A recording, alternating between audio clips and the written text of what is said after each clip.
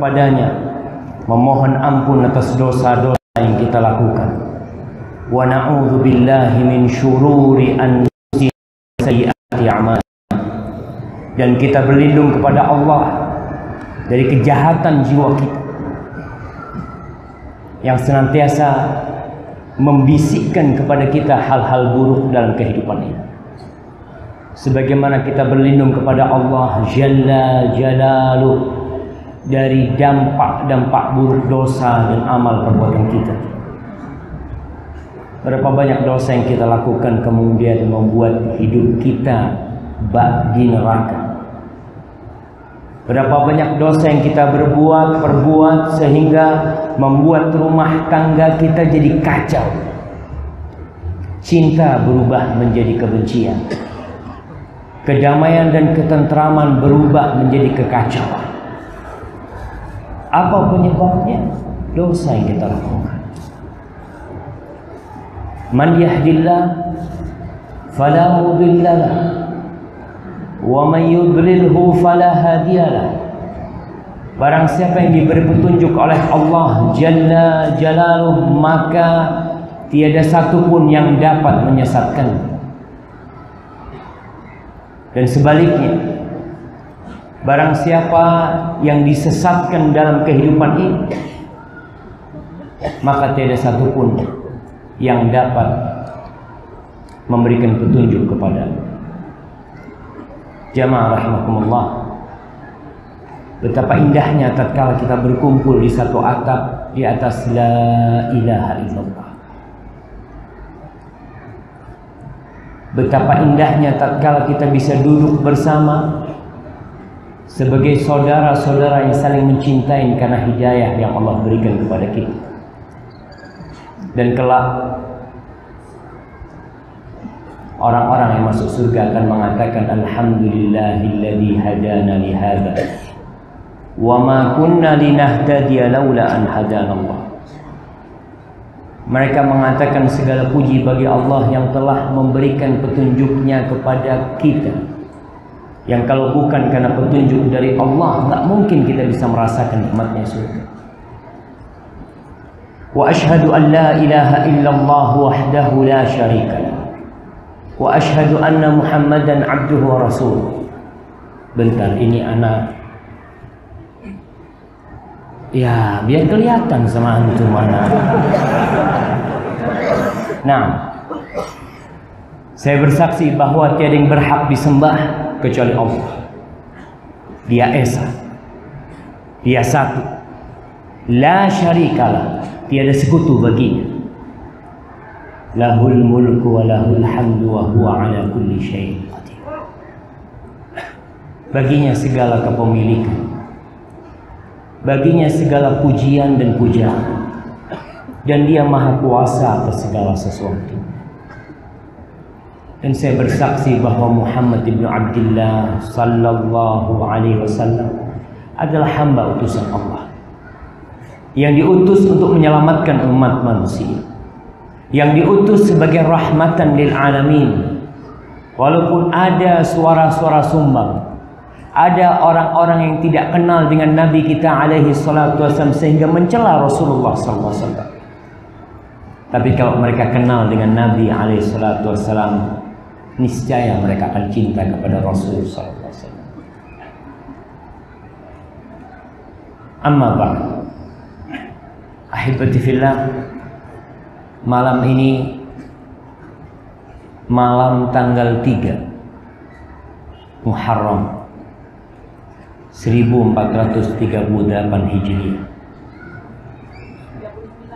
Masya Allah, semangat nih. 39.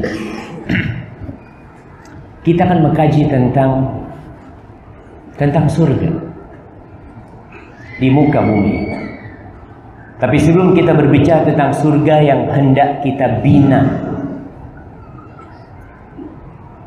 kita perlu tahu tentang surga yang sebenarnya. Allah berfirman dalam sebuah hadis qudsi yang diriwayatkan Imam Bukhari rahmatullah alaihi. Allah mengatakan a'dadtu li'ibadiyas salihin ma la 'ainun ra'at wala udhunun sami'at wala khatara 'ala qalbi bashar.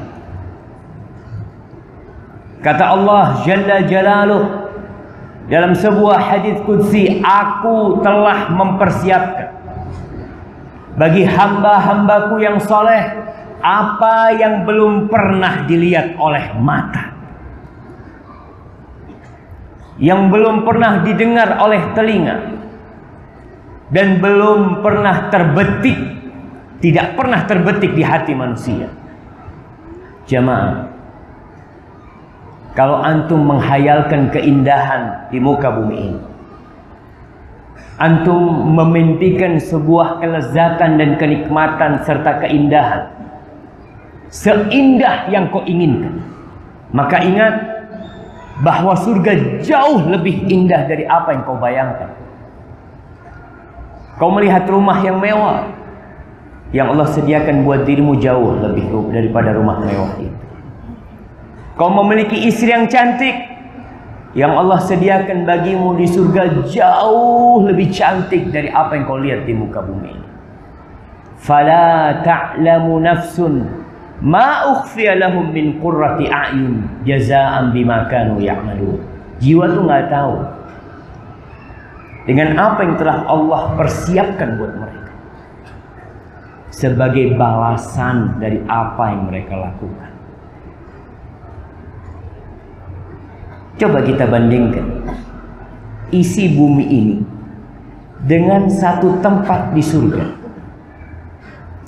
Di Jambi ini tempat yang paling mahal di mana?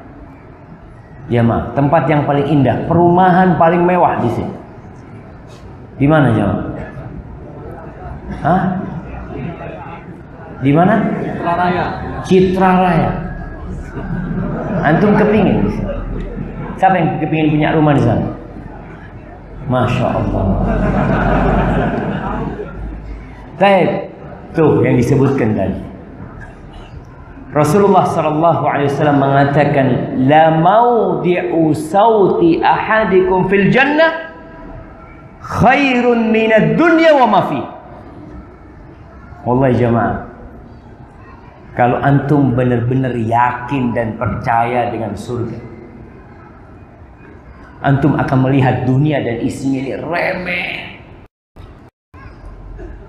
lebih remeh dari apa yang kau remehkan di dunia. Tempat cemeti, dulu tuh orang naik kuda atau naik onta punya pecut untuk memecah kuda. Yang besarnya seperti jari telunjukan. Tempat cemeti di surga tuh yang besarnya segitu, itu lebih baik daripada dunia dan isi. Lebih baik daripada rumah yang kita miliki. Lebih baik dari kota Jambi dan isi. Lebih baik dari kota Sumatera dan isi. Lebih baik dari Indonesia dan semua yang ada di dalamnya. Bukan cuma itu, lebih baik daripada dunia dan isinya.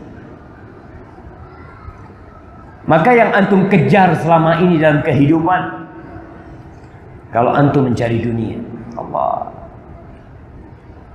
maka eman-eman dengan waktu yang Allah berikan kepada kalian. Rasulullah SAW pernah ditanya tentang surga. Kita mau bait nih, Rasulullah SAW ketika ditanya kaifa hiya, gimana tuh surga ya Rasul SAW? Qala man yadkhulul jannah yahya wala yamut. Yang masuk surga akan hidup selama-lamanya dan tidak akan mati. Antum rumahnya di dunia bakal mati enggak? Pasti mati. Wa yan'amu wala yab'as. Dia akan senantiasa merasakan kenikmatan dan tidak akan pernah bersedih. Antum walaupun jadi orang yang bahagia di dunia, kebahagiaan antum dibungkus dengan kesedihan. Kesukaan antum terbungkus dengan kedukaan. Pasti antum akan ditinggalkan oleh orang-orang yang antum cintai. Anak yang antum cintai meninggal dunia, sepotong hati antum hilang. Orang tua antum akan meninggal dunia. Sahib-sahib akan perniagaan akan antum tinggalkan. Yang masuk surga senantiasa merasa kenikmatan dan tidak pernah sedih. Wala tabla thiyabuhu, pakaiannya kusam. Wala yubla syababuhu, masa mudanya tidak akan pernah hilang. Antum tetap muda di surga. Kalau kita rumah tangga, antum ketika baru nikah, masya Allah, seperti kuda jantan dari Bima. Oh, sehat. Umur 4 mulai punggungnya harus dikasih apa, tambalan-tambalan yang biasanya. Umur 50 tahun mau sakit punggung, encok. Masa muda kalian tidak akan pernah hilang. Karena Allah tahu ketika orang itu beranjak di usia senja, akan banyak kenikmatan yang hilang. Makan tidak seperti ketika umur 17 tahun. Antum umur 25 tahun, masya Allah, kambing guling habis. Umur 50 tahun dikasih kambing guling, mintanya telur asin. Ada telur asin. Masya Allah. Tahu tubuhnya sudah mulai sakit-sakit. Tanya kaifa bina'uha, bagaimana bangunan surga? Kita punya dari emas kira-kira berapa? Dan perak. Milatuha mis, adonan yang merekatkannya itu bukan dari semen, bukan dari mis, jemaah. Mis, Allahu Akbar. Kita nih kalau tidak tahu dengan harga emas, kita tidak akan menghargai itu satu batu bata di surga. Antum lihat orang-orang yang bekerja di Freeport cari emas. Mereka dapat berapa? Sampai mati belum tentu dapat satu bata yang bekerja, yang jadi kuli. Sampai tua, bapak, berapa emas yang dikumpulkan? Nggak ada emas, dapat duit habis. Mis yang merekatkan satu batu bata dengan batu bata lainnya, emas dengan emas, itu mis. Mis itu apa? Kasturi. Kasturi, tahu kasturi jemaah? Iya Ustaz, beli kita di toko apa? Toko parfum. Antum tahu kasturi itu minyak dari nanah dan darahnya rusa atau kijang. Nanah dan darahnya kijang. Itu Ustadz cerita di Madinah, ana nggak pernah ngeliat yang asli, belum pernah. Ustadz cerita harganya 1 tula. 1 tula itu mungkin 12 mili ya, 12 mili. Harganya 1 tula itu 11.000 real dulu dia ngomong. Kira-kira harganya ya 36 juta. 12 mili ya. Itu menjadi bahan perekatnya. Yang antum kalau pakai, Allah, siapa yang pakai parfum harga 36 juta? Orang akan mengatakan, oh mubazir antum. Di situ dijual. Kita bicara surga, maka dikatakan nggak ada harganya dunia ini jemaah. Manusia kepingin nih punya masjid dari emas. Kayak masjid kita nih. Antum lihat tiangnya, pingin tiangnya dari apa nih? Dari emas-emasan, bukan emas benar. Antum lihat di masjid Nabawi, bikin itu dari kuningan. Mereka tidak bisa bikin dari emas, mahal tuh emas. Tapi di surga rumahmu semuanya. Wa hasba'uha al-lu'lu' wal yaqut. Kerikilnya benar jemaah. Ada kenikmatan yang jauh lebih dahsyat daripada semua itu. Dari za'faran. Siapa yang tahu za'faran? Antum nggak tahu za'faran. Antum lihat nanti.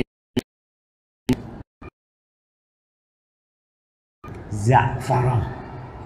Bahasa Indonesia. Za'faran.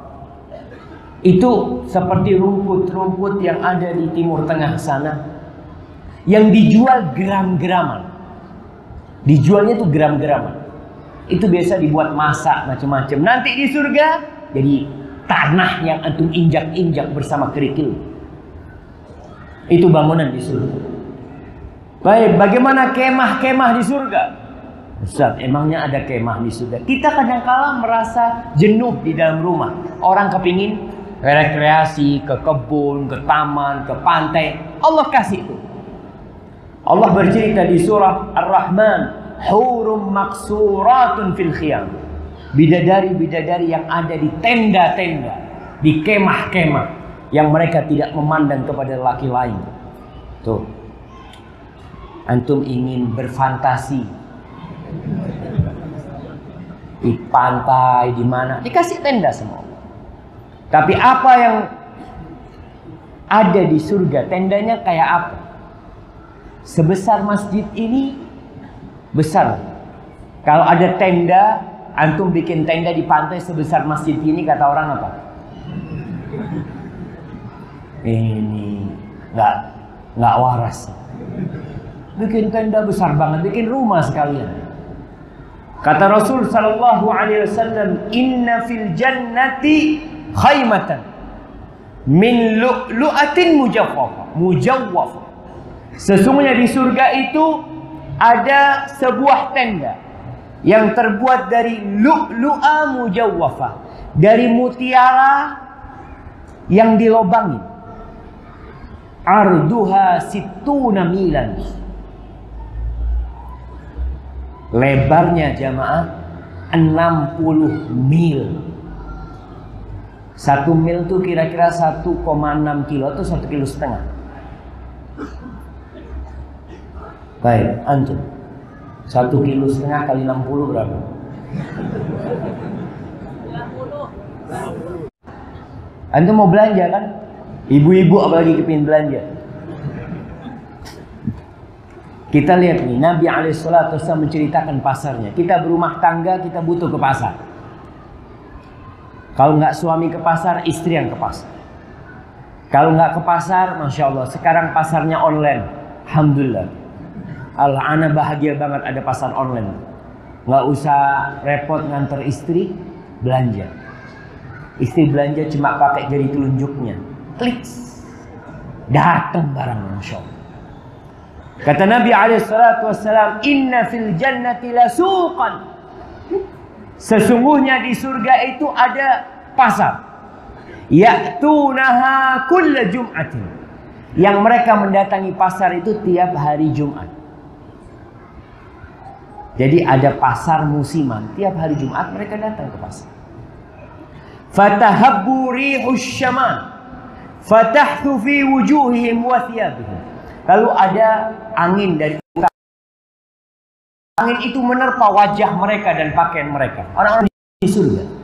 Ke pasar, tahulah kita kalau ke pasar, biasanya pulang dari pasar, aroma tubuh kita nggak nyaman. Bau ikan, bau bawang, bau jengkol. Aduh, sampai rumah itu sudah baunya nggak karu-karuan. Tapi di surga ada angin yang bertiup, yang menerpa wajah dan pakaian mereka. Dengan angin itu, fayazdaduna husnan wa jamalan. Mereka tambah tampan dan tambah indah. Tambah wangi, tambah bagus wajah. Kalau di dunia, orang tambah umur, tambah tua, tambah jelek lah. Anak kadangkala ketika melihat tangan anak lihat, ya Allah, mulai keriput. Nah, anak melihat jenggot anak sudah mulai tumbuh putih-putih. Allah, hadidun. Bertambahnya umur kita, berkuranglah keindahan kita. Tapi di surga kau pulang dari pasar, kau tambah-tambah. Pulang ke keluarganya. Wa qad izdadu husnan wa jamalan. Istri-istrinya, bidadari-bidadari surga itu tambah cantik. Bukan tambah jelek. Pulang dari pasar ngelihat istrinya tambah cantik semua. Lalu mereka saling mengatakan, wallahi laqad izdadtum ba'dana husnan wa jamalan. Demi Allah kalian ini tambah tampan-tampan, kata istri-istrinya. Apa kata istrinya? Kalian pun pulang dari pasar. Para suami mengatakan kepada istrinya, kalian tambah cantik. Dan para istri mengatakan kepada suaminya, kalian tambah tampan. Itu pasar di surga. Haibati fillah. Mungkinkah kita menjadikan rumah kita surga kita? Mungkin. Di surga pasangan hidup kita azwajun mutahharah. Istri-istri kita di surga tuh mereka disucikan. Tubuh mereka suci, tidak pernah ternodai. Dan akhlak mereka suci, tidak pernah bertindak buruk sama sekali. Tapi di dunia, Masya Allah, sebagian datang kajian karena nelangsa hidup di rumah. Mudah-mudahan pulang dari kajian ini ana dapat ilham, bisa membuat rumah tangga ana jadi lebih baik. Ahibati fillah, bagaimana agar rumah kita menjadi surga kita? Indah, nyaman. Setiap keluar rumah kepingin cepat pulang. Ada tuh orang-orang yang Masya Allah, pagi berangkat kerja, ketika mau berangkat sangat berat hatinya berpisah dengan istri dan anak-anaknya. Dia kecup kening istrinya, dia peluk anak-anaknya, lalu dia mengatakan, Assalamualaikum, Abah insya Allah pulang nanti jam 3. Berangkat kerja. Tuh anak nungguin ayahnya, istri menanti kedatangan suaminya. Sebelum jam 3 mereka sudah rapi semua. Ketika bel diketuk atau pintu diketuk, mereka langsung segera. Sang anak berteriak mengatakan, Abah, Abah, Abah. Subhanallah. Sang istri dari kejauhan hanya tersenyum melihat anaknya merangkul abahnya. Pemandangan yang indah, jemaah. Iya Ustaz, dulu itu pernah terjadi. Sekarang, aduh kalau sekarang Ustaz, anak datang anak nggak tahu di mana, istri di mana tahu. Fulana, nggak ada suara. Dilihat semuanya sudah ngorok. Si suami datang, mau minum air ambil sendiri, mau makan, buka tempat makan ada tulisan, tolong tempenya digoreng sendiri. Jamaah rahimakumullah. Kalau kita ingin menciptakan surga di rumah kita, maka kita harus punya niat yang benar. Semuanya tergantung niat. Innamal a'malu binniyat. Kita menikah karena apa? Apa tujuan kita menikah? Karena ada orang-orang yang menikah dengan tujuan yang salah. Kemudian rumah tangga dia seperti neraka. Ada orang menikah kenapa? Ya Ustaz, karena sudah berzina. Na'udzubillah. Karena dia sudah berjanji dengan pacarnya akan bertanggung jawab dengan dosa-dosa yang dia lakukan. Pernikahan itu bukan karena Allah, tapi pernikahan itu bangkai Allah. Sulit ya.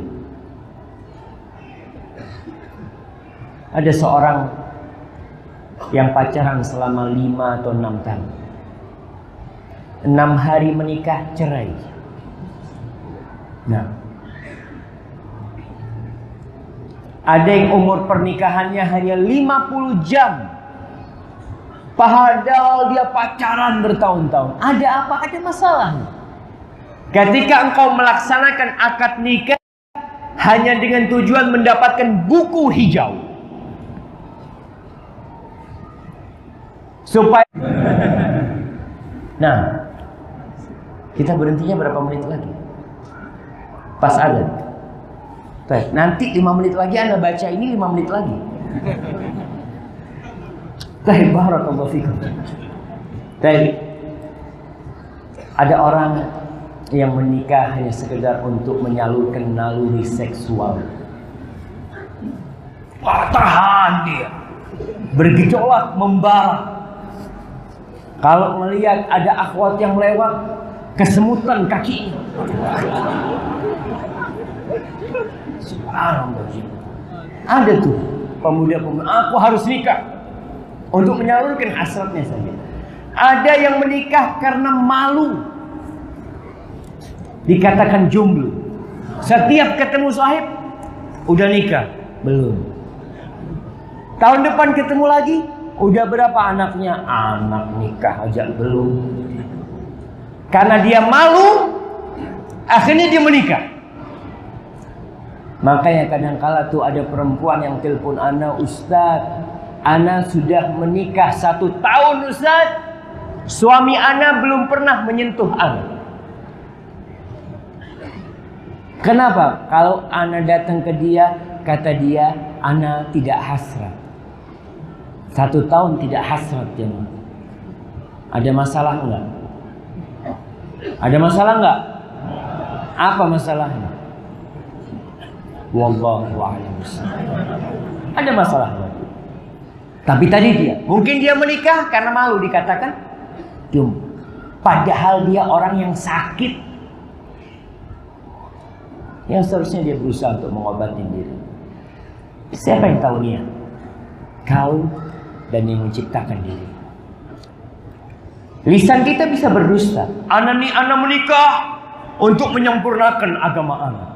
Ana menikah untuk memperbanyak umat Rasulullah sallallahu alaihi wasallam. Ana menikah untuk menjaga kehormatan diri. Ya, wallahu a'lam. Hanya kau yang tahu. Tapi niat itu menentukan. Sehingga engkau akan memilih calon yang mendampingimu di dalam rumah itu sesuai dengan niatmu.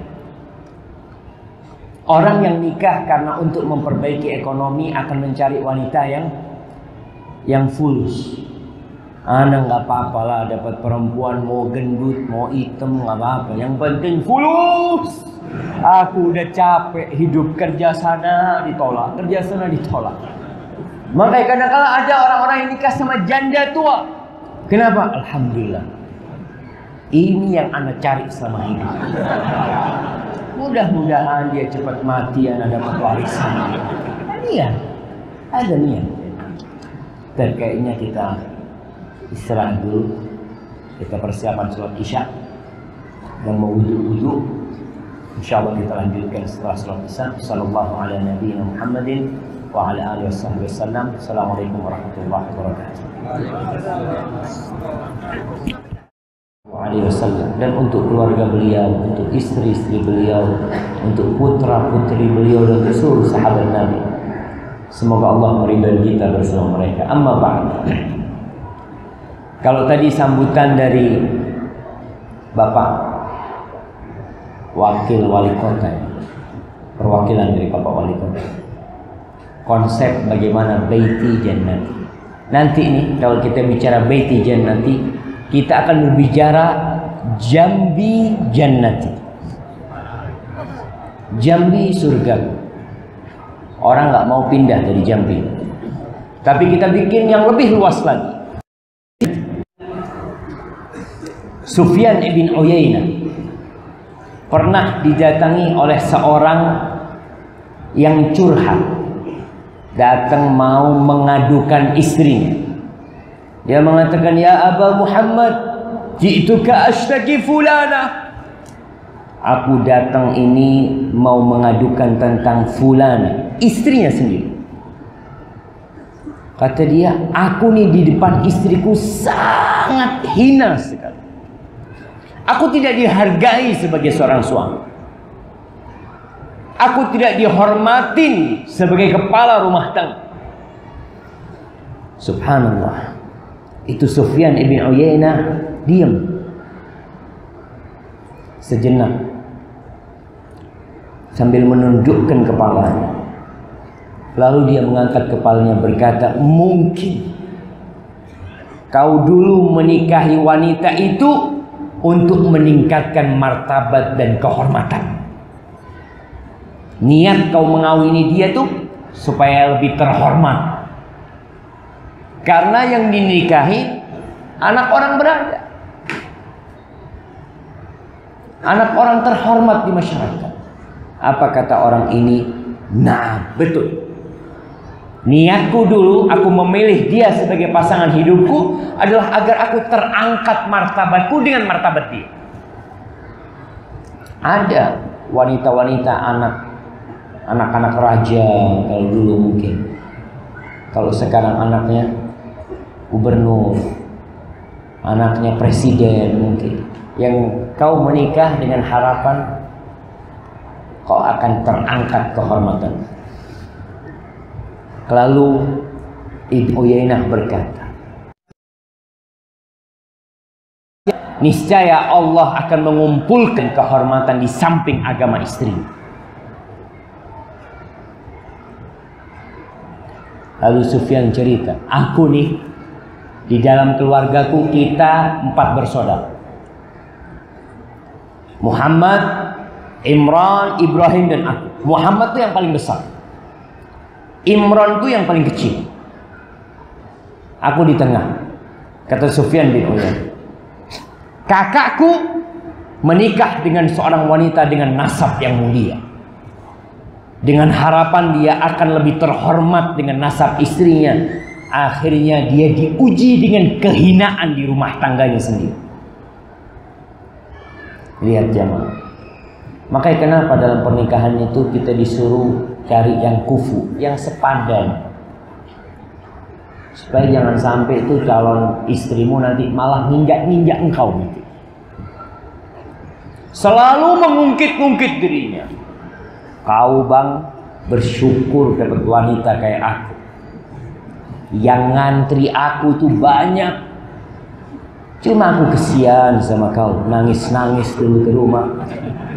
Ya, akan terhina kita. Adapun Imran yang paling kecil adikku tuh, dia menikah dengan wanita yang kaya raya dengan harapan dia akan tambah kaya. Tapi ternyata dia malah diperas sama keluarga istri sampai jatuh miskin. Ketika itu aku belum kawin, kata Sufyan. Aku melihat abang dan adikku ini, kesian hidup mereka. Bukan baiti jannati, yang ada baiti jahannam. Kayak jahannam rumahnya dia. Betul jemaah Allah. Kalau teman tidur kita itu membuat kita hina, gimana? Di rumah pulang kerja, istrinya berteriak-teriak, pulang, sini. Kita datang, iya, ada apa? Tuh, bersihkan nih, sapu kok bersihkan. Gimana? Jangan nyalahkan istrinya, jangan salahkan istrinya. Kau yang salah pilih dia jadi istri. Betul, kau yang pilih dia. Kita kadang-kadang lebih suka nyalahkan orang. Ustaz, istri anak, bukan istri antum. Antum kok mau sama dia? Si istri mengatakan, suruh siapa kau melamar aku? Itu terjadi. Kata Sufyan, aku merenungkan peristiwa di rumahku sendiri, abang dan adikku. Lalu datang kepada kami Ma'mar bin Rashid, seorang tabi'in. Aku cerita sama Ma'mar, nih kejadian kakak sama adikku kayak gini.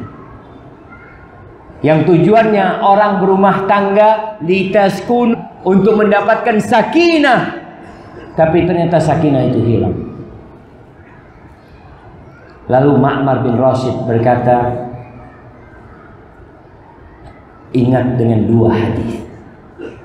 Seorang muslim itu pedoman hidupnya qala Allah, qala Rasul. Insyaallah hidupnya mau. Kalau sudah perkataan filosof fulan, filosof ini, kita akan terjebak dalam kesesatan mereka.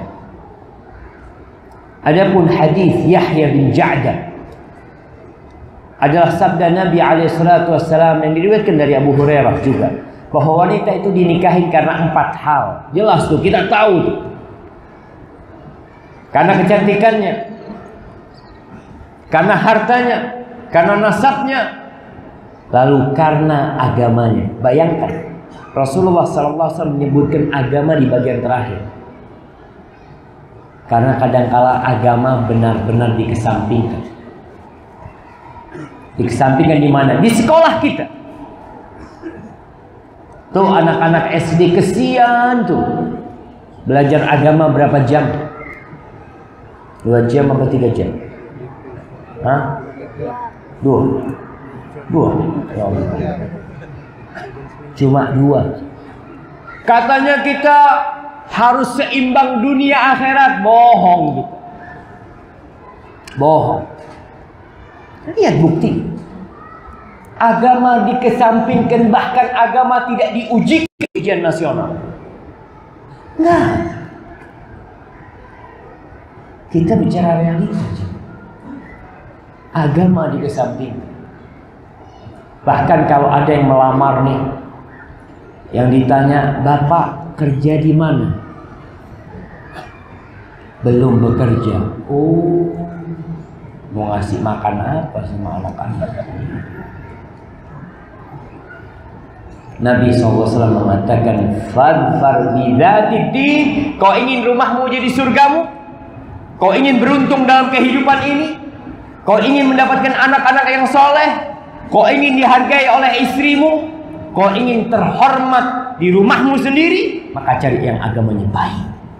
Kalimat tidak selesai sudah jemaah. Kalau bicara cantik, ingat kita bukan di surga. Istri kita, Masya Allah, baru nikah, beratnya 48. Kalau jalan kita sampai goyang. Tapi dapat 2 tahun jadi 84 ya. Mau masuk rumah harus miring ya, pintunya nggak cukup. Kalau kita bicara kecantikan, kesian tuh perempuan akan hamil, akan berubah tubuhnya, wajar. Dia nanti akan menopause. Kayak gitu tuh perempuan. Kalau kau bicara kecantikan, akan pudar kecantikan dia. Kau bicara kekayaan, Allahu Akbar. Dunia kekal dari semua. Maka ingat, kalau kau ingin bahagia, niat tuh mau bikin surga di rumahnya, cari yang agamanya baik. Hadis yang kedua, hadis Aisyah. Hadis Aisyah itu bahwasanya wanita yang paling barokah, kata Nabi SAW, adalah yang paling. Jangan. Berapa? 50 juta. Betul. Kalau mahal berangkat ke Jawa. Nah, dapat 1 juta di sini. Betul. Ada orang yang mahal-mahalan mahalnya untuk berbangga-bangga. Berapa anakmu? 20. 20 apa? 20 sapi. 20 sapi. Insya Allah. Kalau 1 sapi harga 20 juta, berapa sudah? 400 juta. Hanya untuk kebangga-banggaan. Kau tidak cari kebahagiaan buat anakmu. Maka antum cari. Nih Sufyan bin Uyainah, kita nih ketika dapat ilmu, ilmu itu diamalkan. Bukan sekedar untuk wawasan, wacana. Oh, ana udah tahu tuh hadis. Cuma ana tidak mengamalkan. Gunanya ilmu untuk diamalkan. Niatmu benar, kau cari pasangan hidup yang baik. Bagi para wanita yang mencari pasangan hidup di kalangan lelaki, jelas. Jangan tanya berapa gajinya. Jangan tanya kerja di mana. Kau tanyakan dua hal yang kata Nabi sallallahu alaihi wasallam, "Idza ja'akum man tardawna dinahu wa khuluquhu fa'ankihu." Apabila datang putri kalian, seorang lelaki yang agama dan akhlaknya mulia, kawinkan anak kalian. Laki-laki seperti ini ditolak, takut fitnah hari dan terjadi buka bumi ini dan kerusakan yang merajalela. Kerusakan seperti apa, Ustaz? Ya kita lihat tuh, yang jadi begal-begal. Lahir di mana mereka? Apa lahir di hutan? Keluar tahu-tahu anak-anak jadi begal? Enggak. Mereka lahir dari rumah-rumah kita. Tuh anak-anak yang narkoba. Lahir di mana mereka? Di rumah-rumah kita.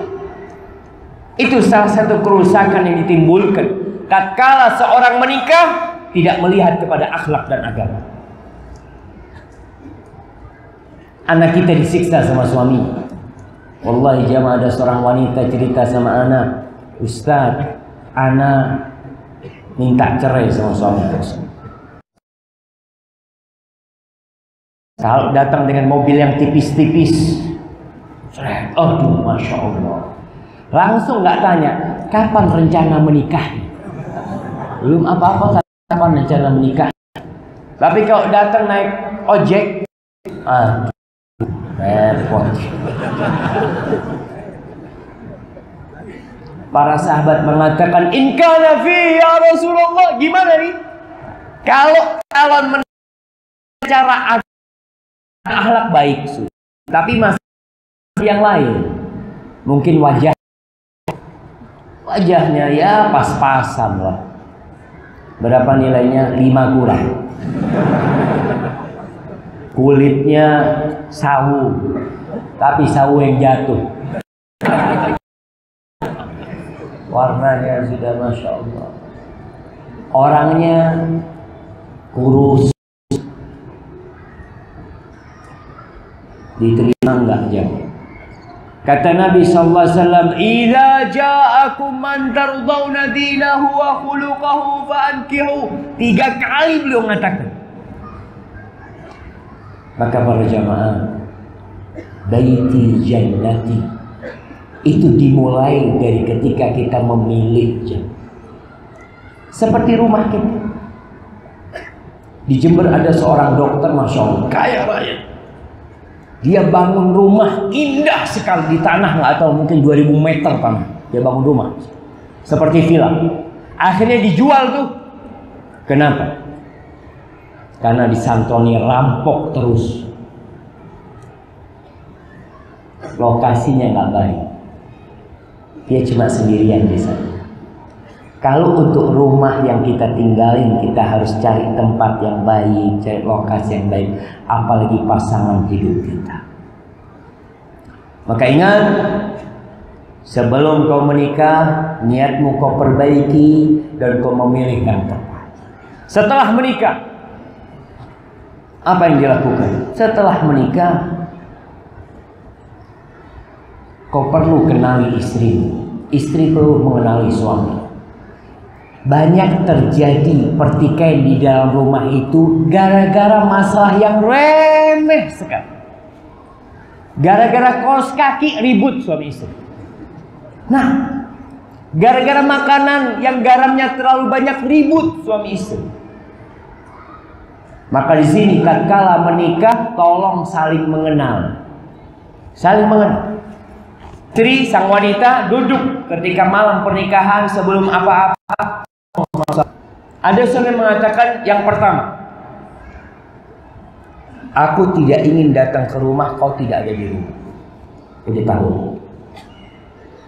Yang kedua, kalau aku memanggil engkau jangan pernah mengatakan tunggu. Ibu-ibu, kalau dipanggil sama suaminya jangan pernah mengatakan tunggu. Karena dia dapat yang gak solehan. Katakan labbaik. Dipanggil sama suaminya, labbaik, labbaik, aku datang. Langsung datang. Ketika kau dalam kondisi masak, suaminya udah ngomong, yang tidak disukai suami kau perhatikan. Yang ketiga, aku nggak suka kau pakai daster. Ibu-ibu dengarkan, daster itu baju favorit ibu-ibu, masya Allah. Ana nggak tahu kenapa suka banget ibu-ibu. Bapak-bapak suka. Istrinya pakai daster, bapak-bapak. Ya Ustaz, karena memang mampunya cuma beli daster. Sudah, kalau mampu itu kau terima. Maka duduk, istri ngomong. Apa yang kau sukai dan apa yang kau benci? Tanya, kau suka aku berteman dengan siapa? Aku nggak suka kau ke rumahnya fulan, jangan ke rumahnya fulan. Tanya, siapa yang boleh masuk rumahmu? Fulan, fulana boleh masuk. Sisanya nggak boleh masuk. Ketika ada kesepemahaman antara suami istri, insya Allah rumah tangga itu jalan, jemaah. Ingat, banyak masalah remeh yang menjadi pemicu perceraian. Remeh sekali. Dan sang istri tahu tuh masalah, tapi dia tetap mengerjakan hal itu. Ibu-ibu, anak tidak hendak memojokkan para wanita. Dan bapak-bapak harus tahu, wanita itu dari tulang rusuk yang bengkok. Kau mau luruskan tuh patah. Ada wanita yang sudah menikah 10 tahun tetap suami. Rahmatullah. Di Mekah. Nih ibu-ibu dengerin deh. Di Mekah dulu kejadian.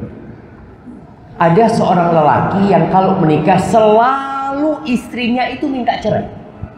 Udah terkenal tuh. Terkenal di kota Mekah, kalau lelaki ini istrinya semua minta cerai. Suatu hari dia melamar seorang wanita terhormat dan diterima oleh wanita. Sebelum berlanjut, laki-laki ini ngomong, "Afwan, kau terima aku? Kau tahu tentang aku." Di Mekah orang-orang pada tahu kalau semua yang pernah aku nikahin minta cerai semua. Apa kata wanita ini?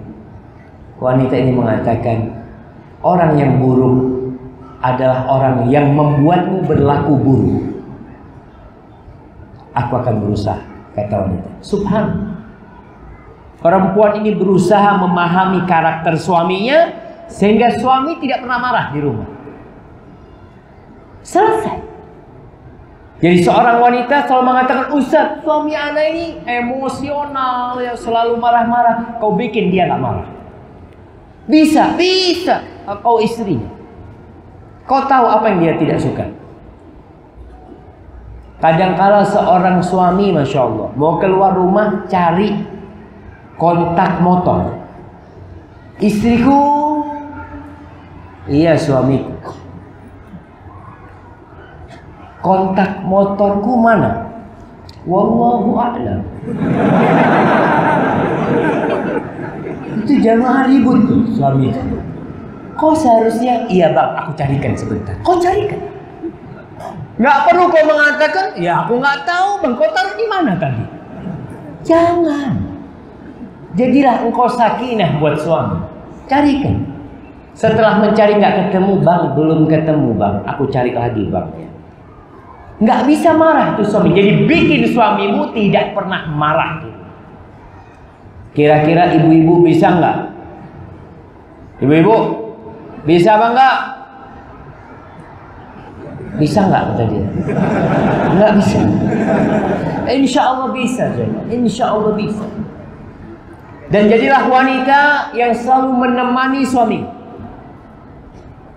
Kalau makan, ingat suami bukan kucing.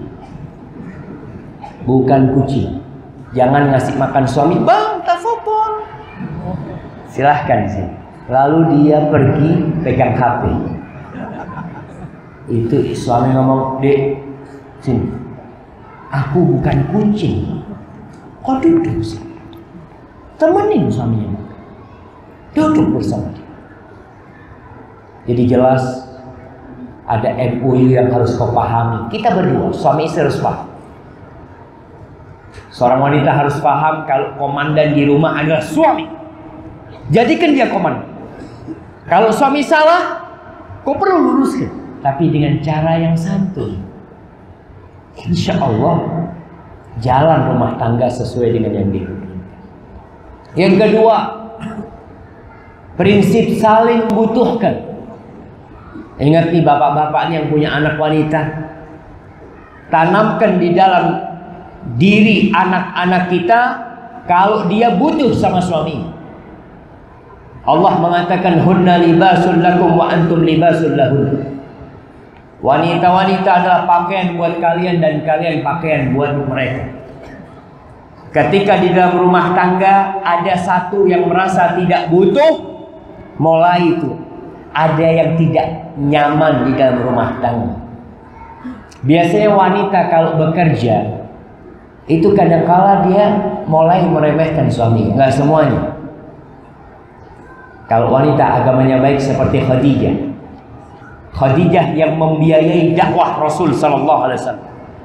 Tidak pernah Khadijah mengungkit-ungkit kebaikan. Enggak. Karena dia butuh sama suami. Sebagian orang tua itu mempersiapkan putrinya untuk bercerai. Putrinya disuruh bekerja, lalu dia ngomong, nak, kau jangan berhenti bekerja, kau bekerja terus, walaupun menikah. Nanti kalau kau diceraikan enak, sudah punya pekerjaan. Jadi putrinya disiapkan untuk cerai. Seharusnya orang tua beri nasihat kepada putrinya, nah ingat nak, suamimu itu surga dan neraka. Dan ingat para orang tua, kalau dia sudah menikahkan putrinya, surga dan neraka putrinya ada di diri suami. Jangan intervensi di rumah tangga anaknya. Kesian tuh anak. Biar dia belajar berumah tangga. Dia akan jatuh seperti orang yang baru belajar naik sepeda. Jatuh, terluka, biasa. Kita pun dulu pernah terjatuh dalam pernikahan kita. Maka biarkan. Tumbuhkan di diri anak kita kau butuh sama dia. Suami juga seperti itu. Masalah apapun di dalam rumah, kalau prinsip saling membutuhkan, insya Allah awet pernikahan itu.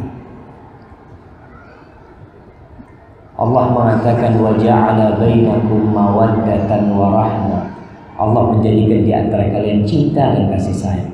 Allah yang jadikan. Maka sang suami kalau ribut-ribut sama istrinya, katakan sama istrinya, istri, wallahu nggak tahu, andai kata harus berpisah sama engkau, aku mau kemana? Sang istri tahu, oh berarti suamiku butuh sama. Tapi kalau suami mengatakan, ingat, kau yang butuh sama aku, bukan aku yang butuh sama kamu. Bukan seperti itu rumah tangga. Yang ketiga, saling menutupi kekurangan dan melihat kepada kelebihan. Kekurangan seorang istri, kekurangan seorang suami bukan untuk diceritakan kepada orang lain, bukan. Kita aja menceritakan kekurangan suami kita dosa. Apalagi kau menceritakan aib bapak anak-anak. Seorang suami menceritakan aib ibu anak-anaknya. Man satara musliman satarahullah. Barang siapa yang menutup kekurangan seorang muslim, Allah akan menutup kekurangannya. Dan kita banyak kekurangan jamaah. Nabi memerintahkan agar kita melihat kepada kelebihan sallallahu alaihi wasallam. Beliau mengatakan alaihi salatu wasallam, la yafraq mu'minun mu'minah. Enggak boleh itu seorang lelaki beriman membenci istrinya yang beriman.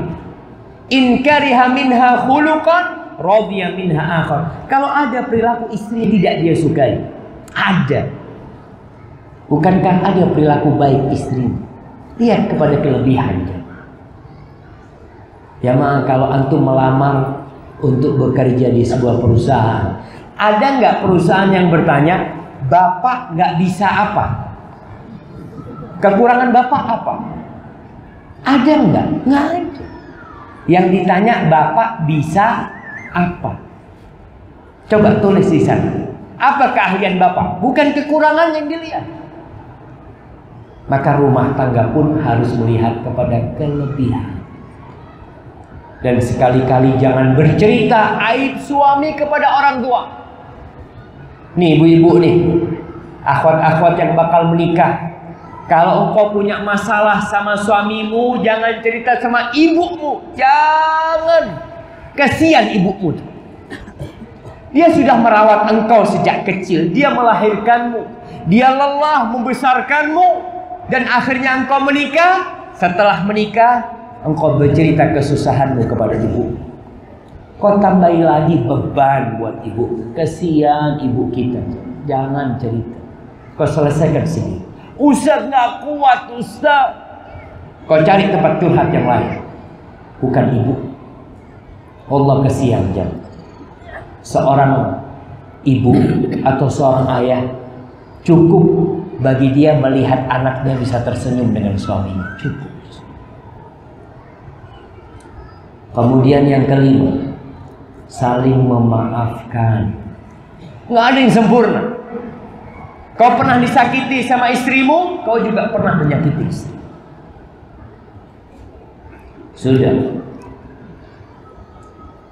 Yang harus kita lakukan, kata Nabi SAW, afala unabbi'ukum binisaikum min ahli jannah. Kalian mau nggak aku kasih tahu tentang istri-istri kalian penghuni surga?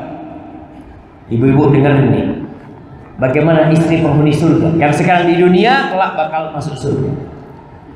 Kata Nabi SAW, kullu wadudin waludin a'ud. Penghuni surga dari wanita-wanita itu adalah semua wanita yang subur, yang penyayang, yang suka minta maaf sama suami. Idza usi'a ilaiha au idza udhiya, apabila dia melakukan kesalahan atau dizalimi, atau suaminya yang berbuat salah kepada dia. Ini seorang wanita penghuni surga, dia akan datang kepada suaminya.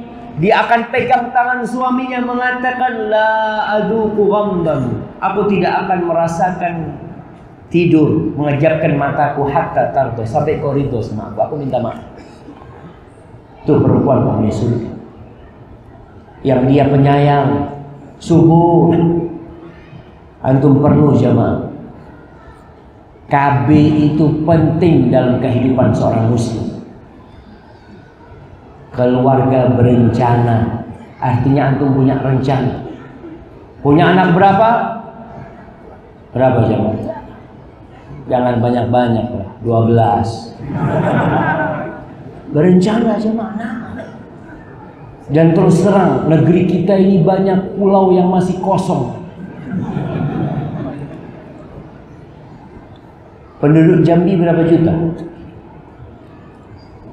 Berapa juta? Yang bisa jawab anak kasih hadiah.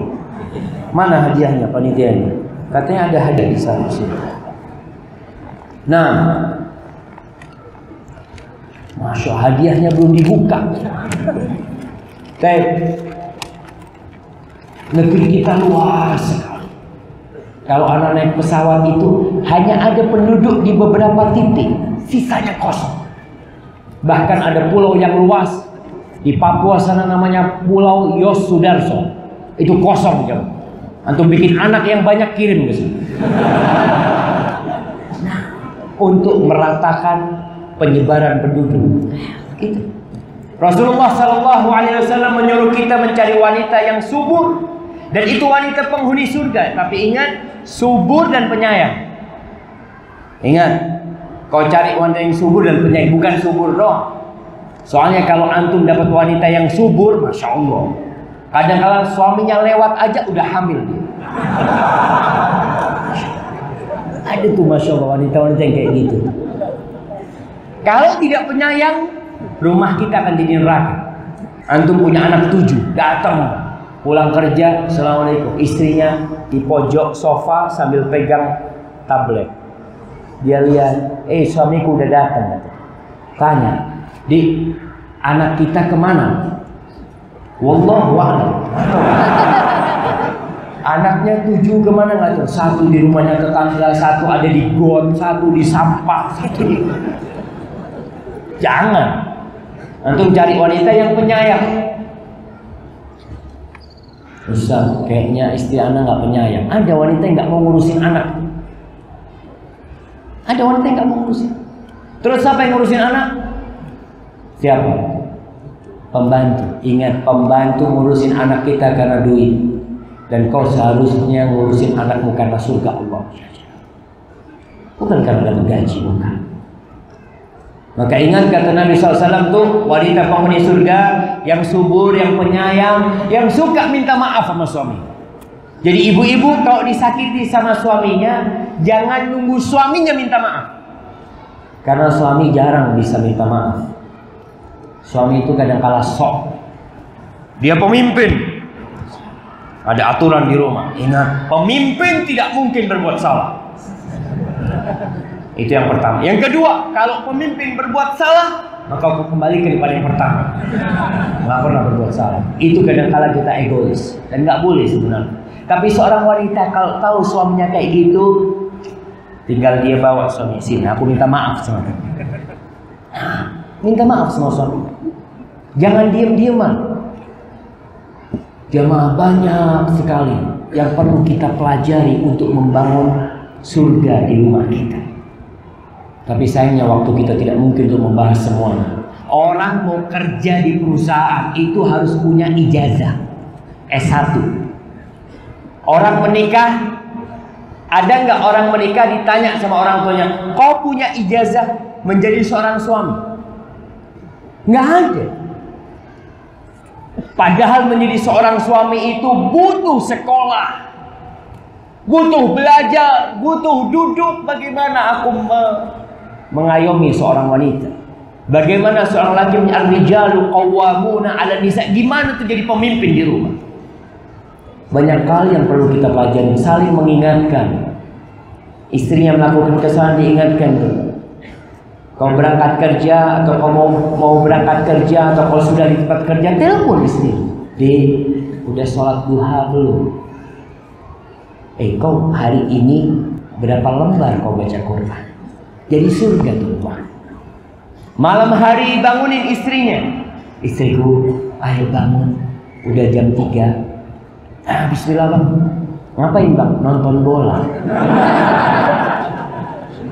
Bangun istri jam 3 nonton bola.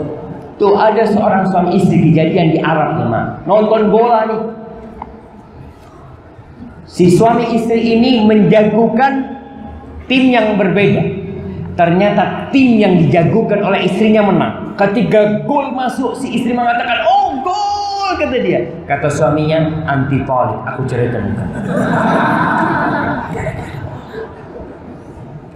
Sahih jemaah. Maka ingat, saling mengingatkan. Nggak ada yang sempurna. Kau bangun. Yuk kita sholat malam. Sekali-kali kau jadi imam. Atau kau sholat sendiri nggak apa-apa. Tanya pagi-pagi, Dek, udah zikir pagi sore? Subhanallah. Ketika azan dikumandangkan, bisikin ke suami, bang, udah azan bang. Subhanallah. Jadi surga gitu. Ketika poros dalam kehidupan ini rumah Allah, rumah kita jadi surga. Istri mendukung suaminya ke rumah Allah. Dan suami pulang sholat sunnah di rumah, ajak anak-anaknya, ajak istrinya untuk mendirikan sholat di rumahnya. Wa'mur ahlaka bis sholati wastabir 'alaiha. Suruh keluargamu menegakkan sholat dan kau sabar. Nabi SAW kalau punya masalah, beliau larikan ke suami. Alhamdulillah. Agar tidak panjang lebar, Anda cukupkan di sini.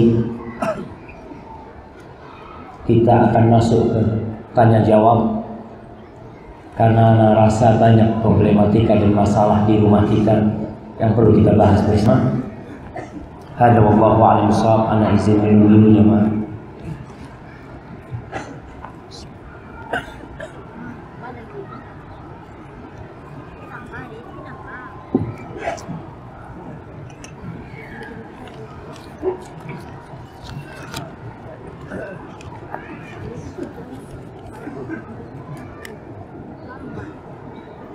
Subhanallah. Afwan mau tanya. Alhamdulillah, ana baru hijrah. Walaupun seperti itu, ana punya problem yang selalu mengganggu ana. Sebelum bahkan sampai saat ini, ana menjalin hubungan dengan seorang yang bukan mahram. Dia beragama Kristen. Ana dan dia sudah menjalin hubungan selama 3 tahun. Berbagai hal tak baik sudah ana lakukan bersama dia. Pertanyaannya, apa yang harus ana lakukan? Jamaah, kalau berbicara ana baru hijrah, hakikat hijrah itu kata Rasul sallallahu alaihi wasallam, wal muhajir man hajara ma nahallahu anhu. Yang disebut orang berhijrah adalah orang yang meninggalkan sesuatu yang Allah larang. Kalau engkau dikatakan engkau sudah berhijrah tapi engkau masih menjalin hubungan dengan dia, berarti kau belum hijrah. Allah melarang. Terus terang, dulu tuh namanya gadis di pinggir. Orang tuanya, ini orang tua kadang-kadang tidak menjaga anaknya juga. Sekarang kita lihat gadis-gadis dilepas. Sampai ada kejadian, ya, seorang wanita muslimah dihamili oleh wanita lelaki non muslim. Orang tuanya tidak mau anaknya dinikahi dengan lelaki non muslim, kecuali lelaki itu masuk Islam. Lelaki itu tidak mau masuk Islam. Akhirnya semua orang tua yang ditolak. Apa yang terjadi itu anaknya bunuh diri. Dosa itu melahirkan dosa. Maka kalau bertanya apa yang harus kau lakukan, kau putus hubungan. Kau jalin hubungan dengan pencipta langit dan bumi. Kau mulai duduk menyesali perbuatanmu. Karena syarat bertobat itu ada 3. Yang pertama, engkau meninggalkan perbuatan yang haram, perbuatan dosa. Lalu yang kedua, engkau menyesali perbuatan itu. Kalau Anda baca dari pertanyaan ini, seakan-akan kau belum menyesali. Apalagi 3 tahun kau sudah banyak melakukan hal-hal yang dimurkai Allah. Kau putuskan mungkin berat, tapi barang siapa yang meninggalkan sesuatu karena Allah, Allah akan kasih ganti yang lebih baik dari itu. Kemudian yang ketiga, kau harus berazam untuk tidak mengulang. Dan salah satu cara memutuskan putus semua kontak, katakan mohon maaf, kayaknya kita sampai di sini. Aku akan buang nomormu, kau buang nomorku. Semoga jalan hidup kita ya sesuai dengan yang Allah telah takdirkan bagi kita. Barakallahu fiik.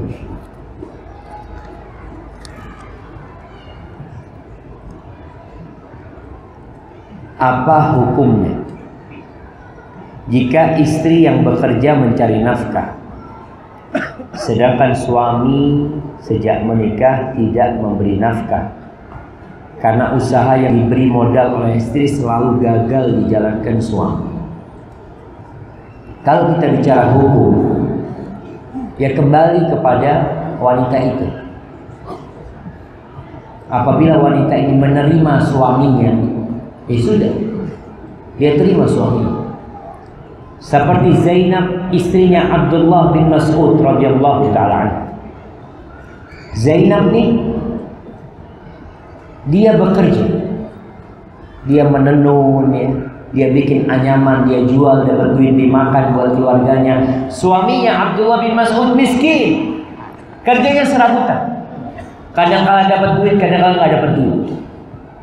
Akhirnya suatu hari Zainab mendengarkan ceramah Rasulullah sallallahu alaihi wasallam di Masjid Nabawi, menyuruh agar wanita-wanita bersedekah. Akhirnya Zainab termotivasi untuk bersedekah. Pulang dari masjid, dia cerita sama suaminya, wahai Abdullah, yang mengatakan mungkin mulai besok aku nggak bisa bantuin kau lagi, aku ingin sedekah. Kata Abdullah bin Mas'ud, nggak apa-apa kau mau sedekah, Allah tidak akan melantarkan kita. Tapi coba kau tanya sama Nabi SAW. Berangkat nih Zainab, kira-kira seperti wanita ini. Dia mengatakan kepada Nabi SAW, kalau selama ini hasil kerjanya istri yang dibuat makan, sedangkan dia kepingin sedekah, Apa kata Rasul SAW? Yang kau berikan kepada suamimu itu sedekah. Artinya seorang wanita memberi kepada istrinya itu bernilai sedekah sebenarnya. Tapi sebagai seorang suami ingat, kau itu punya kewajiban memberikan nafkah. Kau jadi pemimpin karena dua hal.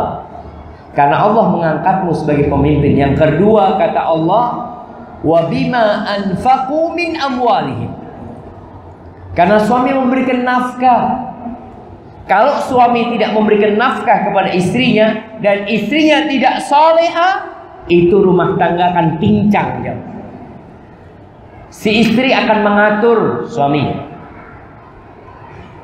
Si istri akan kasih duit suaminya, bang, beli bensin 10.000. Nanti notanya kasihkan kan?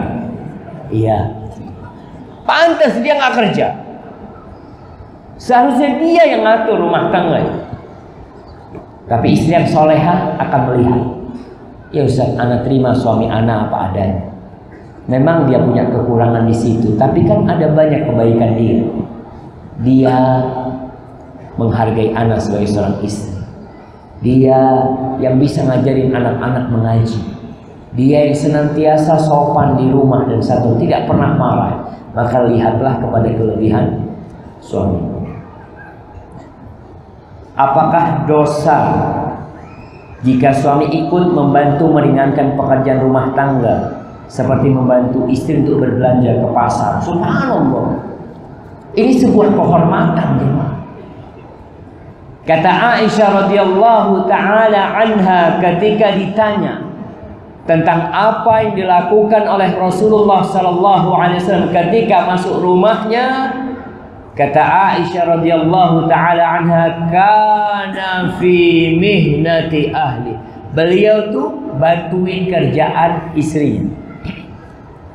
Nabi di rumah SAW bantuin istri. Maka ini bukan kehinaan jemaah. Ketika seorang istri bantuin istrinya masak, seorang suami bantuin istrinya masak, istrinya lagi goreng, dipegang tangannya, di biar aku yang goreng, kau kerjakan yang lain. Masya Allah. Istrinya cuci piring berdua. Masya Allah. Boleh, nggak dosa. Bantu istrinya ke pasar, dia udah kau di rumah, aku yang berangkat ke pasar. Ahlan wa sahlan. Terus terang ketika kita di Medina,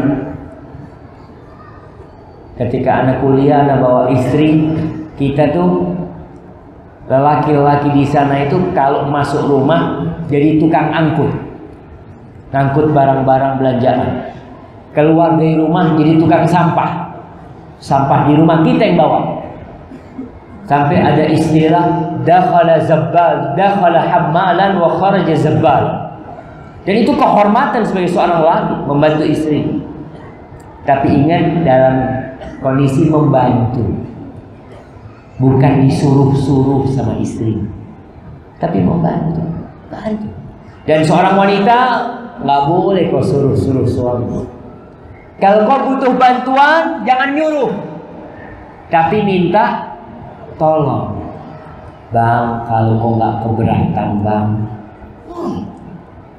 tetap suaminya dihormati sebagai pemimpin di rumah.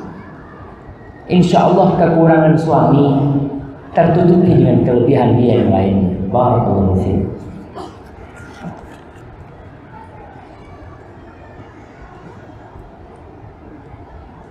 Ahlan wa sahlan. Ahlan bik. Ana ingin bertanya. Ana sedang dekat dengan akhwat. Aduh. Antum maju ke depan. Kalau sekarang sedang dekat sama akhwat. Antum tahu sebaik-baiknya soft lelaki itu yang paling jauh dari akhwat, yang paling depan. Seburuk-buruknya soft lelaki itu yang paling akhir karena dekat sama akhwat. Sebaik-baiknya soft wanita itu yang paling akhir, dan seburuk-buruknya soft wanita yang paling depan. Ana dan dia sudah saling cocok. Ya maaf. Dan insya Allah nawaitu ana ingin menikah. Cuma orang tua si akhwat belum mengizinkan niat ana untuk menikahi si akhwat. dengan alasan si akhwat harus bekerja dahulu. Bagaimana sikap ana menanggapi ini, Ustaz? Ya Allah, ya memang, ya kadangkala keluarga si akhwat mungkin yang belum siap, maka perlu pendekatan bukan sama akhwatnya. Makanya kadangkala kau udah seneng dulu sama akhwat, lalu ketika tidak dibolehkan sama orang tuanya, muncul dalil orang tuanya memang belum tahu Islam yang benar. Apa boleh anak nikah dengan wali hakim? Insya Allah. Makanya jangan senang dulu antum sama akhwat. Ketika tidak diizinkan, antum mau ngomong apa? Wanita itu tidak bisa menikahkan dirinya sendiri. Dia butuh wali. Sekarang antum harus dekat sama orang tua akhwat, antum harus yakinkan kepada orang tua akhwat. Nanti bisa jadi kalau kau nikahin tuh wanita, orang tuanya akan memberikan syarat. Boleh kau nikah dengan putriku, asalkan putriku nggak boleh berhenti kerja. Kalau kau terima dengan syarat itu, kau harus penuhi syarat. Maka tadi kita bicarakan, carilah wanita yang agamanya baik. Kalau ini wanita agamanya baik, akhlaknya mulia, bismillah. Tapi kalau orang tuanya belum mengizinkan, ya kau mundur. Kau mundur. Kau katakan kepada akhwat ini, ya sudah. Kalau memang tidak bisa dilanjutkan, aku mohon maaf. Kalau jodoh tidak kemana, selesai. Tapi gimana jemaah? Kalau sudah jatuh cinta jemaah, habis. Itu sehari nggak ditelepon, panas satu badan. Itu gara-gara penyakit isyik, dan ada setan yang membumbui di sana. Maka hati-hati. Barakallahu fiik. Assalamualaikum Ustaz. Saya mau bertanya. Waalaikumsalam. Saya berpoligami, Ustaz. Suami saya berpoligami, Ustaz. Dan beliau tidak adil terhadap istrinya, yaitu saya, Ustaz. Ia jarang pulang, dan setiap pulang ia selalu membawa masalah istri keduanya ke saya, Ustaz. Bahkan untuk mencampuri saya pun tidak pernah mencampuri saya pun tidak pernah lagi, Ustaz. Ana tersiksa, Ustaz. Apa langkah yang harus saya lakukan? Apa jamaah? Jamaah, poligami ini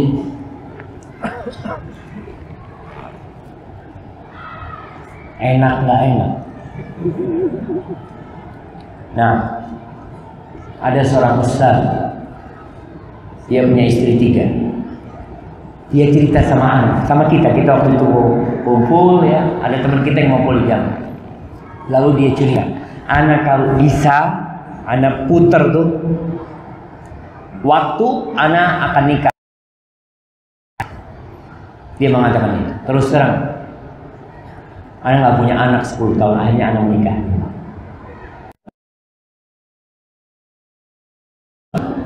Ini seorang ustaz, dia tahu dia harus adil. Dia takut berbicara dengan istri yang pertama, istri yang kedua cemburu. Dia takut berbicara dengan istri ketiga, istri kedua marah. Gimana kalau akhirnya di mobil ribut 3 istrinya gimana? Allahu Akbar.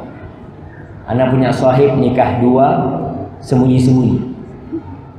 Suatu hari dia naik mobil sama istri kedua. Istri keduanya ini turun mau beli cilok, tahu cilok? Berhenti. Tahu-tahu dari belakang ada motor yang nabrak mobil dia.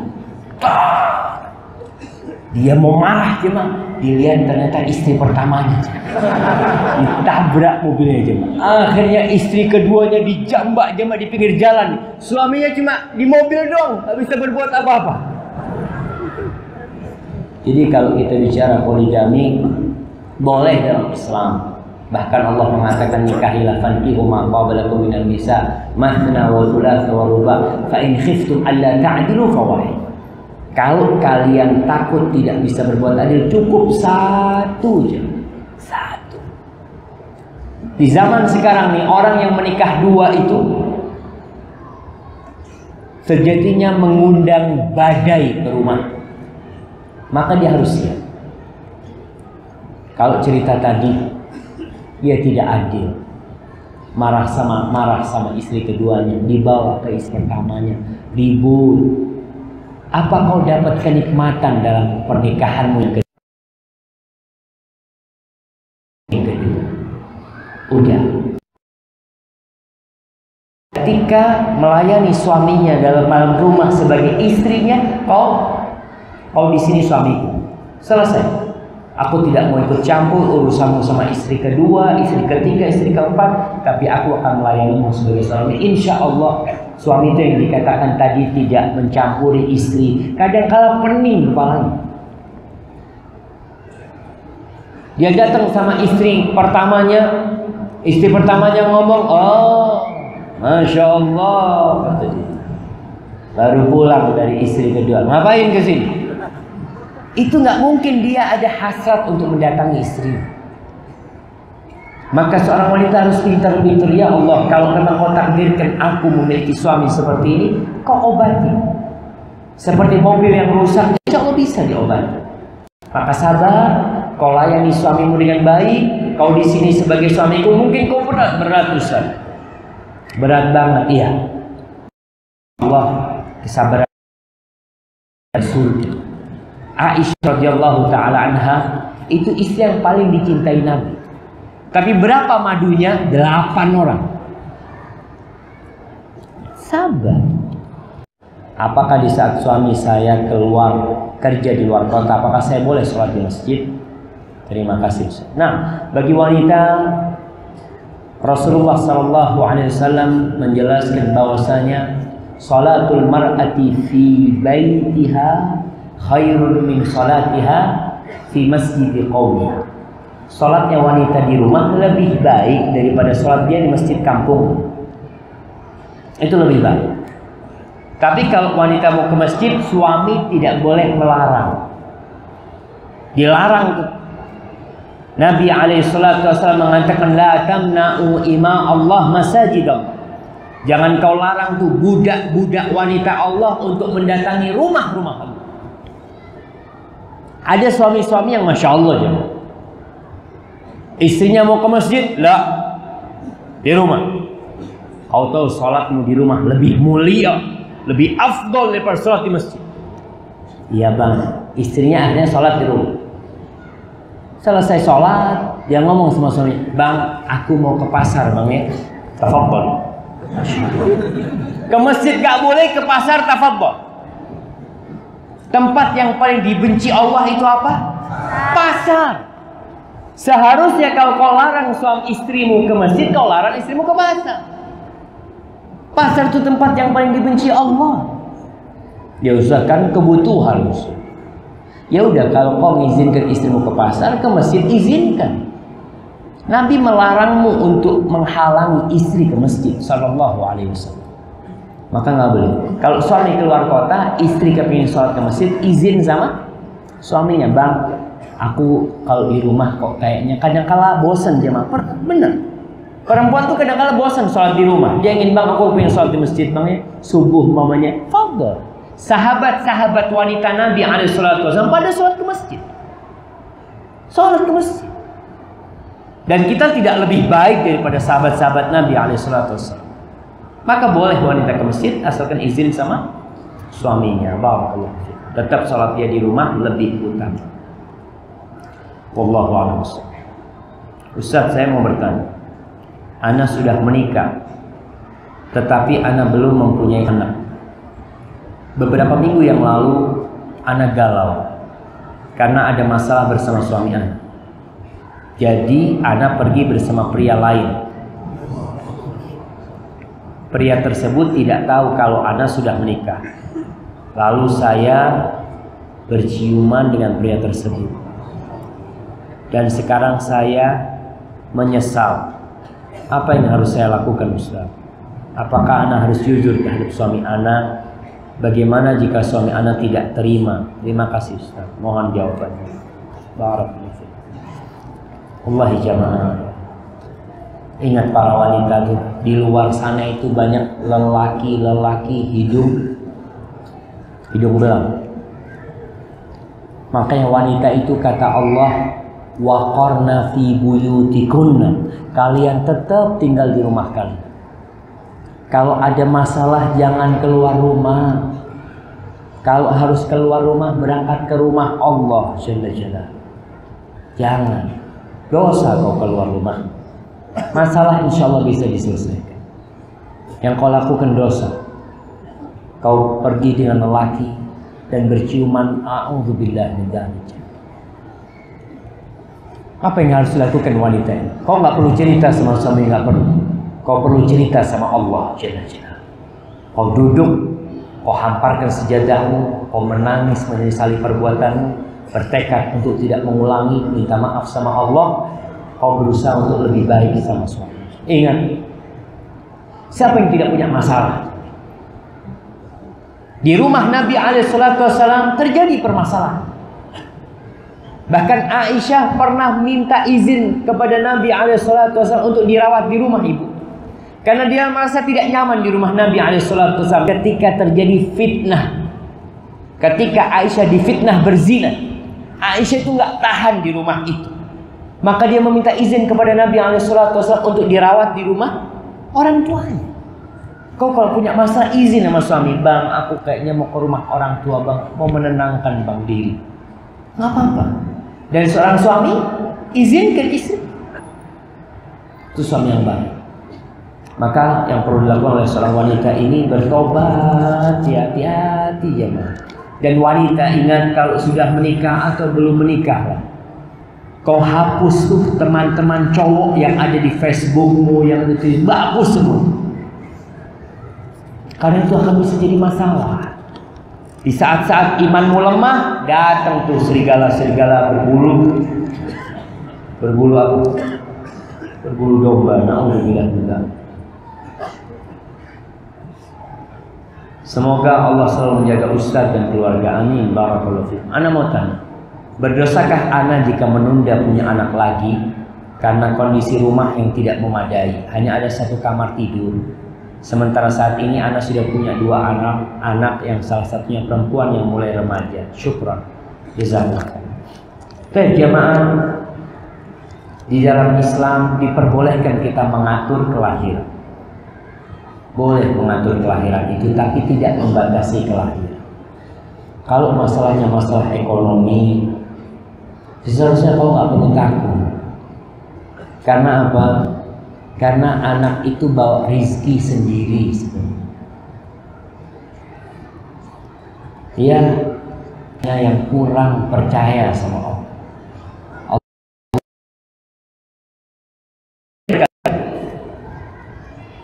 Dan ana rasakan ketika ana belum menikah, ya kita tuh dari kampus habis terus. Kalau berpikir nikah, nggak akan pernah menikah. Karena akan berpikir, gimana duit habis apalagi nikah sama istri, mau dikasih makan apa anaknya orang. Tapi ternyata ketika menikah, wanita itu bawa rizkinya. Ketika engkau mempunyai anak lagi, kok kencengin doanya, banyakin amalannya, minta rizki sama Allah, minta ya Allah mudah-mudahan anak ini rizkinya banyak, sehingga anak itu hadir pula rizki dia insya Allah. Barakallahu fiikum. Banyakin sodako, jangan takut sodako. Sodako itu termasuk mendatangkan rizki. Saya mau tanya, apa hukumnya jika suami mengambil uang istri di dompet tanpa sepengetahuan istri? Mohon penjelasannya Ustaz. Sebelum kebetulan suami saya juga hadir di sini. Yang mana nih suaminya? Jamaah Islam itu menghargai kepemilikan. Seorang suami kalau ngambil duitnya istri haram. Tapi istri ngambil duitnya suami bisa halal, bisa haram. Nah, istri ngambil duitnya suami halal ketika untuk keperluan keluarga dan suami tidak memberi yang cukup buat dia. Ingat, suaminya pelit, kebutuhan keluarga nggak cukup, tetap aja nggak mau tahu, istri boleh ngambil duitnya suami secukupnya. Tapi suami ngambil duitnya istri nggak boleh. Kau harus izin. Dan apalagi istrinya tahu nih. Kau kalau memang butuh ngomong sama istri, datang. Kau rayu istrimu. Kau cari bunga-bunga di pinggir jalan. Kau ikat lalu katakan, istriku 500.000. Nah, kau minta duit sama istri nggak masalah. Tapi kalau ngambil duitnya istri tanpa seizin istri nggak boleh, kecuali dengan keridhaan istri. Kayaknya itu menjadi pertanyaan terakhir. Anak akan kasih pertanyaan buat antum. Nah, ada hadiah.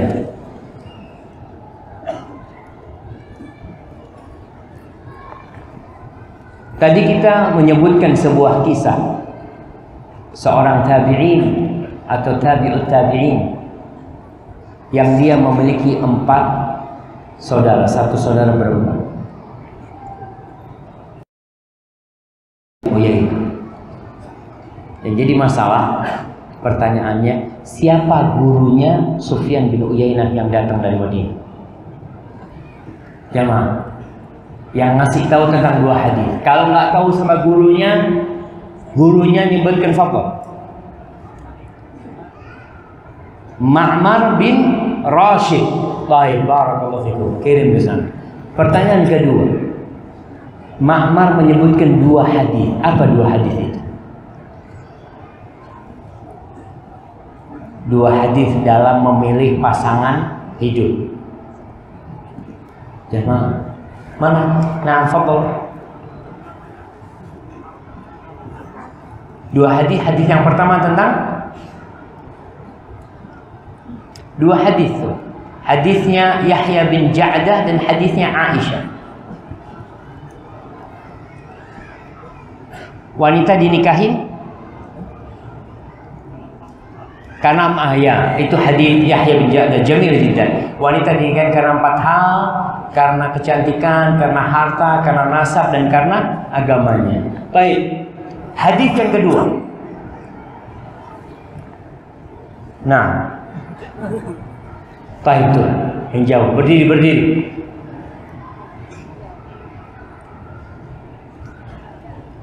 Berdiri ya, biar dengar. Paling sedikit maharnya, wanita yang paling barokah, yang paling sedikit biayanya. Masya Allah, barakallahu fikum. Baik, ana mau kasih hadiah kepada yang paling jauh. Mana yang paling jauh? Jemaah. Nah, dari mana? Dari Kumpai. Ada yang lebih jari Kumpai?